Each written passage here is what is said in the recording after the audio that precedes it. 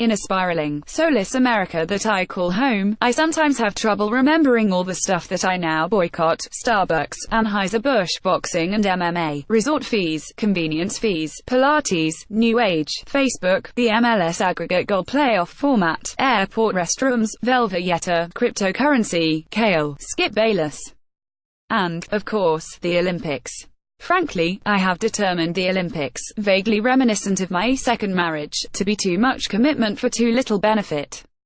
Note, as a de facto sports columnist who primarily sports on television, turning off the Olympics should be tantamount to professional suicide. Nonsense. I already committed professional suicide when I stuck with newspapers years ago.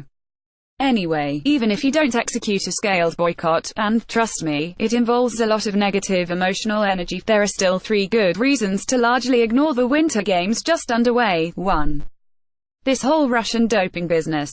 I like Russian athletes as much as the next Guy Fieri, but when your nation is involved in widespread, state-backed cheating, an orchestrated attack on the integrity of sport, there's going to be collateral damage. I mean, if the Russians also engaged in brazen meddling in an effort to, say, influence the result of a U.S. presidential election, there would be immediate and severe consequences. No. Maybe not. So the International Olympic Committee bans Russia from the 2018 Winter Games because of doping at the 2014 Winter Games, but Russian athletes who prove they are clean can still compete in Pyeongchang in neutral uniforms.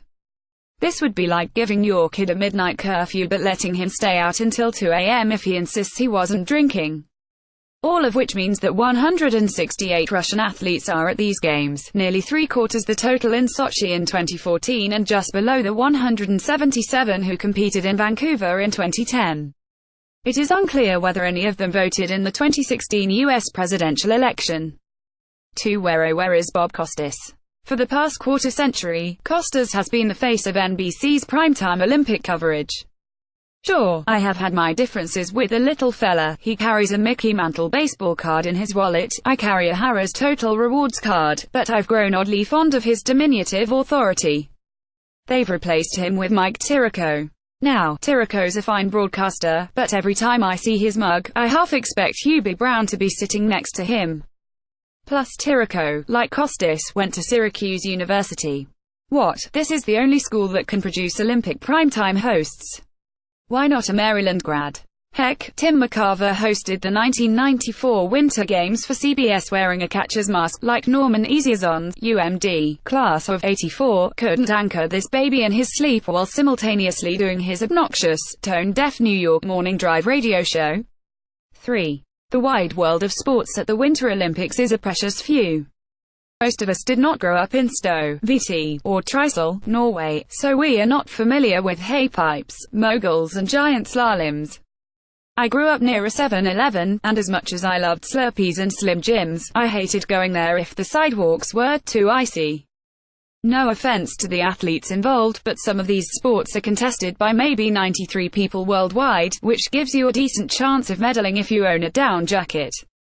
Here is a partial list of sports in play at the Winter Olympics: cross-country skiing, alpine skiing, ski jumping, Nordic combined, snowboarding, ice dancing, biathlon, curling, bobsled and skeleton. Here is a partial list of games available at Dave. Tell Buster to get my cheesy spinach dip order ready. Q. Instead of increasing the number of officials at NBA games, why not decrease the number of players? Violations would be easier to see, the game would be easier to follow, and tickets would be cheaper. Seren Rachian, Athens, NY. I believe you are describing boxing, but if it's a Floyd Mayweather fight, tickets would not be cheaper. Q. Speaking of draining the swamp, are Eagles fans Homo sapiens? Adam Goldman, Chicago, A.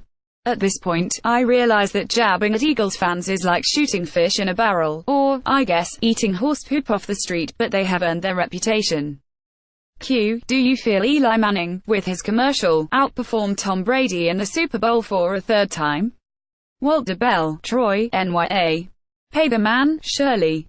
Q. Do you think the Cavaliers have started to plan their Isaiah Thomas tribute yet? Dan Cantwell, Albany, NY. Pay the man, Shirley. QIF. I wear one of the new speed skating suits. Will the Olympics go by faster? Terry Golden, Vienna, VA. Pay the man, Shirley. You, too, can enter the $1.25 Ask the Slouch cash giveaway. Just email asktheslouch@aol.com, and if your question is used, you win $1.25 in cash.